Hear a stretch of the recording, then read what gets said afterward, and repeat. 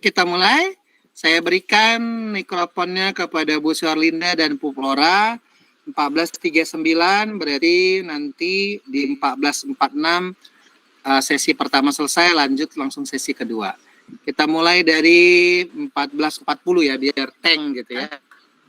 Saya ikut mencatat juga nih sambil kita saling membantu ya Bapak Ibu supaya bisa hasilnya bagus. Ya, kita mulai Bu Suarlinda dan Bu Flora. Pada keduanya saya persilahkan.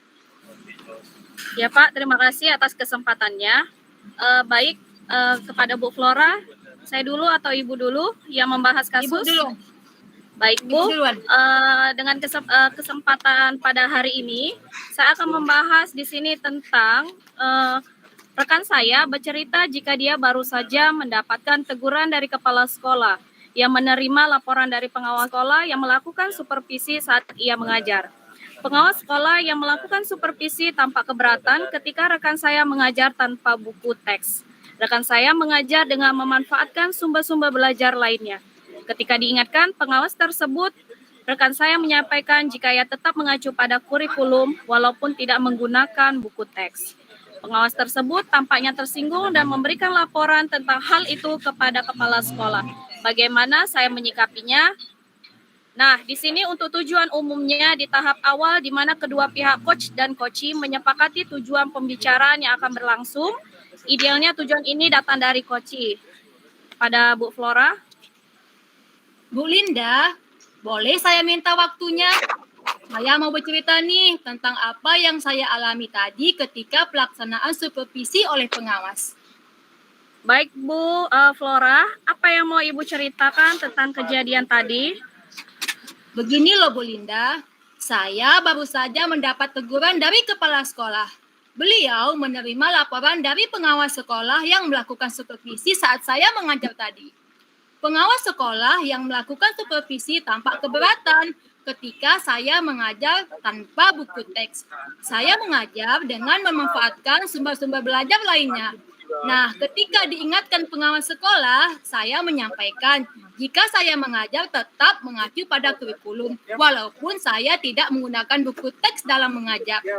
Pengawas tersebut tampaknya tersinggung loh Bu Linda, dan memberikan laporan tersebut kepada kepala sekolah. Begitu Bu Linda. Oh begitu Bu, kira-kira hambatan apa yang menyebabkan Ibu tidak menggunakan buku teks? Saya sudah terbiasa Bu Linda mengajar dengan cara tersebut. Nah, materi yang saya ajarkan sudah saya kuasai. Apa kelebihan yang dirasakan Ibu saat tidak menggunakan buku teks? Saya merasa lebih bebas dalam menyampaikan materi. Dan hal tersebut adalah sebagai implementasi dari Merdeka Belajar. Kalau boleh tahu, pada saat mengajar, Ibu menggunakan sumber belajar apa? Saya menggunakan sumber belajar dari internet, seperti video pembelajaran di YouTube, artikel ilmiah di internet. Menurut Ibu, apakah menggunakan buku teks dapat menghambat eksplorasi murid? Kalau saya pikir-pikir kembali, Bu, menggunakan buku teks sebetulnya tidak akan menghambat eksplorasi murid. Bahkan bisa jadi memperkaya referensi murid dalam mengeksplor materi pembelajaran. Ya, saya setuju dengan Ibu. Semua bisa kita jadikan sumber belajar. Semakin banyak yang kita gunakan, semakin baik. Jadi, sekarang apa rencana Ibu untuk menyelesaikan masalah ini? Yang pertama, tentunya saya akan menghadap kepada kepala sekolah. Saya berharap kepala sekolah mau menyampaikan permohonan maaf saja kepada Bapak pengawas. Kalaupun memang memungkinkan, Bu, saya ingin bertemu langsung dengan Bapak pengawas supaya masalah ini bisa selesai dan tidak menimbulkan salah paham yang berkepanjangan. Apa yang akan Ibu sampaikan kepada Bapak pengawas? Saya akan mengatakan bahwa saya akan mengajar menggunakan banyak sumber belajar. Di antaranya buku teks, internet, video pembelajaran dengan tujuan supaya murid-murid dapat mengeksplorasi materi yang merdeka. Bagus sekali rencana Ibu. Mudah-mudahan berhasil. Apa komitmen Ibu terhadap rencana Ibu ini? Nah, komitmen saya untuk selalu membuat rencana pembelajaran yang menggunakan banyak sumber untuk mengeksplorasi materi sehingga murid-murid saya dapat menjalankan merdeka belajar. Dan saya akan membuat murid-murid saya merasa senang dalam kegiatan eksplorasi materi tanpa ada unsur paksaan. Akan saya serahkan pemilihan sumber belajar pada murid-murid saya. Wah, bagus sekali, Bu. Saya sangat mendukung. Mudah-mudahan semua berjalan lancar dan sesuai harapan ya, Bu. Terima kasih ya Bu Linda atas waktunya untuk sharing. Mudah-mudahan kita semua bisa menjadi guru yang selalu dirindukan murid-murid kita. Amin, amin ya robbal Amin, ya alamin. Ya, sudah Pak Eko, untuk kasus 1 sudah selesai, lanjut ke Bu Flora.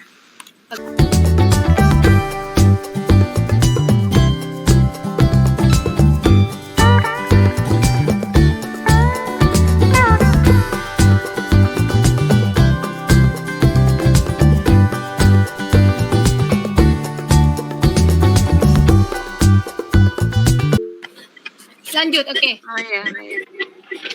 Seorang murid bercerita jika dia merasa diperlakukan tidak adil oleh seorang guru. Guru tersebut membuka les privat dan sebagian besar murid di kelas mengikuti les privat tersebut, kecuali murid tersebut. Nah, murid tersebut merasa tidak nyaman ketika guru sering menyindir murid yang tidak mau ikut les privat dengannya. Bahkan murid tersebut juga merasa nilai yang diberikan pun kurang adil. Para murid yang mengikuti les guru tersebut mendapatkan nilai yang lebih baik daripada murid tersebut. Bagaimana cara Anda menanggapi hal tersebut? Selamat siang, Ibu. Bisakah saya minta waktunya? Saya ingin mengobrol dengan Ibu sebentar. Apa boleh, Bu? Halo, siang Mel.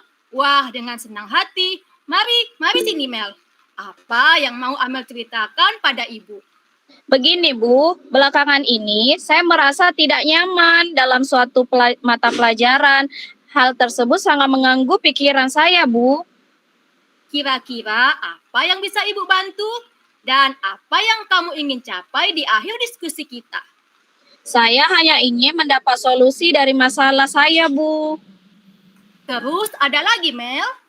Kiranya saya ingin memperbaiki cara belajar saya, Bu, agar mendapatkan nilai yang optimal dan merasa nyaman ketika belajar. Baiklah, sebelumnya bisa Amel ceritakan hal apa saja yang membuat Amel merasa tidak nyaman dalam suatu mata pelajaran? Saya bingung, Bu. Saya merasa belakangan ini saya diperlakukan tidak adil oleh seorang guru, Bu, dalam hal pemberian nilai ulangan. Nah, apa yang membuatmu merasa tidak adil dari guru tersebut?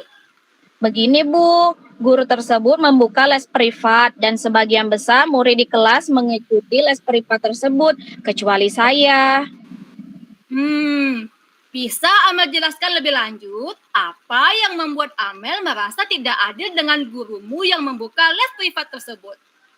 Saya merasa bahwa nilai yang diberikan tidak adil. Para murid yang mengikuti les guru tersebut mendapatkan nilai yang lebih baik daripada saya, Bu. Oh, begitu rupanya. Baik, Ibu mulai paham sekarang. Nah, selain nilai yang kamu dapat dari ulangan, hal apa lagi yang membuatmu merasa tidak nyaman? Saya juga merasa tidak nyaman ketika guru sering menyindir murid yang tidak mau ikut les privat. Boleh Ibu tahu seperti apa bentuk sindiran tersebut? Beliau berkata, anak-anak dapat mengikuti les privat apabila memiliki kesulitan dalam belajar. Nah, apa yang membebani pikiran kamu setelah guru tersebut berkata demikian? Saya jadi merasa guru tersebut menyindir saya, Bu, karena tidak mengikuti les privatnya. Oh, seperti itu rupanya. Iya, Bu, saya merasa tidak nyaman. Nah, selama ini langkah-langkah apa yang sudah Amel lakukan untuk mengobati rasa ingin tahumu tentang hal tersebut? Saya menanyakan kepada teman-teman yang mengikuti les privat tersebut, Bu. Apa yang Amel tanyakan kepada temanmu? Saya bertanya pemahaman mereka tentang materi yang disampaikan setelah mengikuti les privat tersebut. Lalu, apa kata temanmu? Mereka bilang lebih paham Bu dengan penyelesaian soal-soalnya karena mereka dilatih dengan berbagai jenis soal. Nah, sekarang Ibu ingin dengar kalau dari Amel diri sendiri, kira-kira apa yang dapat Amel lakukan? Begini Bu, sebenarnya saya berencana menemui guru tersebut untuk mengkonfirmasi dugaan saya. Terus, kenapa tidak kamu lakukan? Saya masih ragu Bu, saya takut dimarahi. Apakah sebelumnya kamu pernah dimarahi guru tersebut? Tidak sih Bu. Nah, kenapa tidak kamu coba? Benar Bu, seharusnya saya mencoba untuk menemui guru tersebut ya Bu. Bagus, setelah kamu bertemu guru tersebut, apa yang ingin kamu sampaikan? Saya ingin sampaikan bahwa saya tidak ikut les dan bertanya apakah itu mempengaruhi nilai saya di kelas. Selain itu, saya ingin mengkonfirmasi alasan saya mendapat nilai kecil, begitu Bu. Bagus, Ibu setuju kamu melakukan itu.